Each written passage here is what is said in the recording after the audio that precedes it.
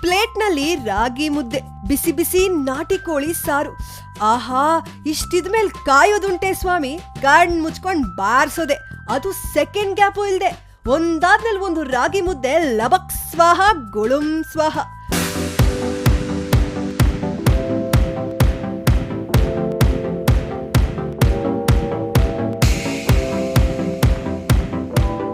ರಾಗಿ ಮುದ್ದೆ ನಾಟಿ ಕೋಳಿ ಸಾರ್ಗಿಂತ ಬೆಸ್ಟ್ ಫುಡ್ ಕಾಂಬಿನೇಷನ್ ಮತ್ತೊಂದಿರೋದಕ್ ಸಾಧ್ಯನೇ ಇಲ್ಲ ಬಿಡಿ. ಮನೇಲಿ ಹಾಗೆ ಸುಮ್ನೆ ಮಾಡಿದ್ರೇನೆ ಚೆನ್ನಾಗಿ ಬ್ಯಾಟಿಂಗ್ ಮಾಡೋರು ನಮ್ ಜನ. ಇನ್ನು ಕಾಂಪಿಟೇಷನ್ ಅಂದ್ರೆ ಬಿಡೋ ಮಾತುಂಟ? ನೋ ವೇ, ಚಾನ್ಸೇ ಇಲ್ಲ. ಗುಳುಂ ಗುಳುಂ ಅಂತ ಬಾರ್ಸೋದೆ.